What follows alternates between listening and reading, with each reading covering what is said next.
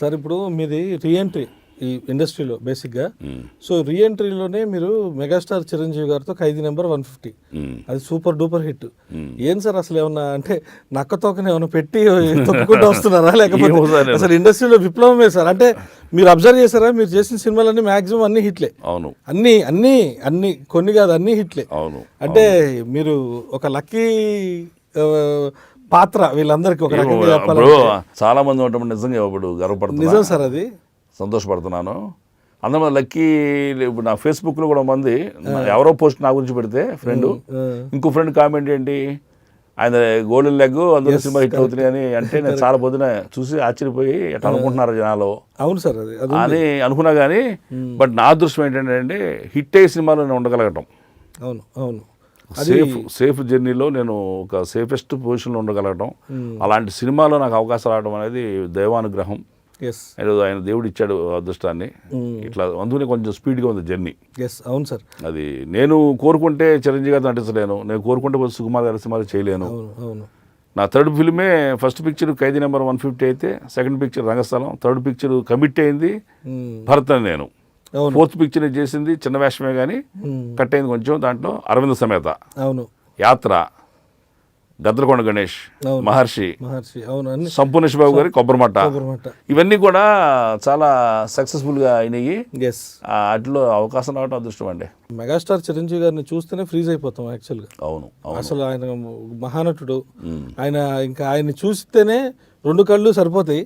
So ఆయనతో మీది భలే ఉంటుంది, మీది చాలా మంచి సన్నివేశం. అది ఎలా అనిపించింది సార్ యాక్చువల్గా? ఎందుకంటే చిరంజీవి గారితో ఆ రోల్ చేసేటప్పుడు ఫ్రీజ్ అయితే అయిపోతాం, అమ్మో ఈయనతో చేస్తున్నాం, ఎందుకంటే ఆయన చూస్తేనే సరిపోద్ది అనిపిస్తుంది బేసికల్లీ.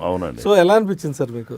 నాకు ఆ రోజున అంటే నాకు చిరంజీవి గారు కొంత ముందు పరిచయం ఉంది బాగా.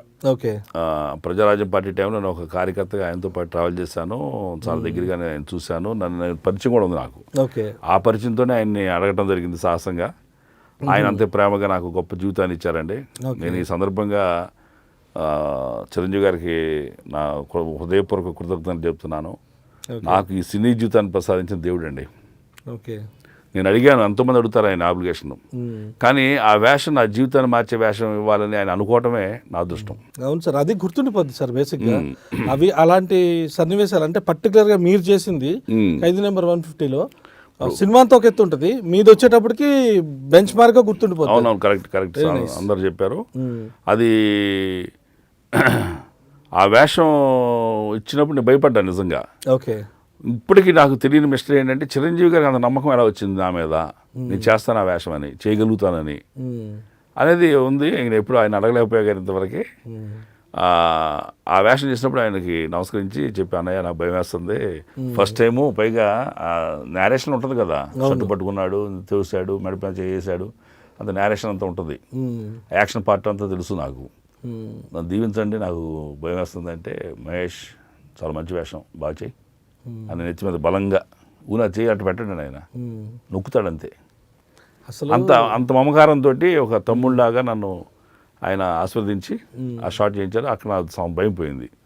సో వన్స్ క్యారెక్టర్ డైలాగ్ మొదలుపెట్టిన తర్వాత నేను ఆయన చిరంజీవి గారి విషయం మర్చిపోయా. నేను ఇన్స్పెక్టర్ని, శంకర్, ఆయన శంకర్, ఎట్టా కూడా ఆ పని నుంచి తప్పించాలి, ఏదో ఒక బ్రైబ్ ఆఫర్ చేసి పక్క తోసేయాలి. ఆ యాక్టింగ్ మూడ్లోకి వెళ్ళిపోయేసరికి ఇంకా కనపడద్దు, ఇన్వాల్వ్ అయితే అవతల ఆర్టిస్ట్ కనపడరు అండి.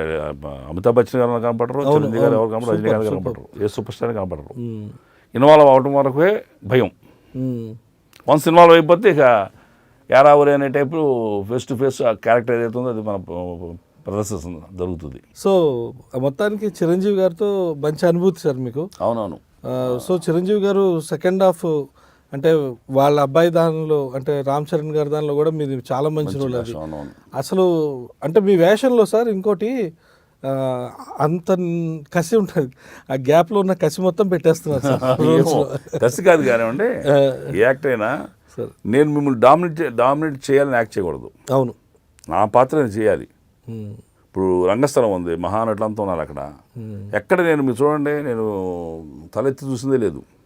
సినిమా అంతా నా దారి నేను నా చెప్ప నేను పడుతున్నట్టు ఉంటుంది. ఒక డ్రంకర్డు, సొసైటీకి యూజ్లెస్ ఫెలోడు, వాడు ఎట్టాగు పెద్ద హీరోలాగా నిలబడతాడు వచ్చి 10 మందిలో. సో ఎప్పుడు తలదించుకుంటాను, సైలెంట్గా ఉంటాను. ఆ ఎక్కడ నేను ర్యాష్గా చేసిన యాక్టింగ్ ఉందంటే రామచంద్ర గారు బయట లాక్కొచ్చే విషయమే. ఎస్, అవును. ఆ టైంలో ఎందుకంటే నా ఇంట్లో దొంగతనం వచ్చి అల్లరి చేశాడు కాబట్టి ఒక్క సన్నివేశం తప్ప. అంటే వీడు రోగ్గే, వీడిలో పవర్ ఉంది. అది ఎక్కడికి వచ్చిందంటే హీరోని లాగటంలో ఉంది, మళ్ళీ కూతురు లాక్కెట్టడంలో ఉంది. అవును, అబద్ధం చెప్పేసి కూతురు మాటది అని చెప్పి తల్లి పిల్లవని చెప్పి వీడు రెచ్చిపోయి లాక్కెట్టడం వీడి మూర్ఖత్వం ఉంది. వీడు మామూలు మనిషి కాడు పొలాలు. సో అది ఆ పాత్ర నైజాన్ని తెలుసుకుంటే అవును, మన పెర్ఫార్మెన్స్ యాక్యురసీతో ఉంటుంది. కరెక్ట్, అంతేనండి. ఇప్పుడు ఇక్కడ ఉప్పెన్లో అలా సీరియస్నెస్ ఉండే కారణం ఏంటంటే నా బాస్ వెరీ సీరియస్. అవును, అక్కడ నేను ఊవి అంటే ఆయన తెక్కరే గుద్ది, అంతే కదా సార్. సరిపోద్ది, ఎస్, సరిపోతుంది. సీరియస్ అది చంపేస్తాడు నిన్ను ఇప్పుడు ఎక్స్ట్రా చేస్తానట్టుగా. మన పాత్ర మనం పోషించాలండి. ఎస్, కరెక్ట్, అదే సక్సెస్ అవుతుంది.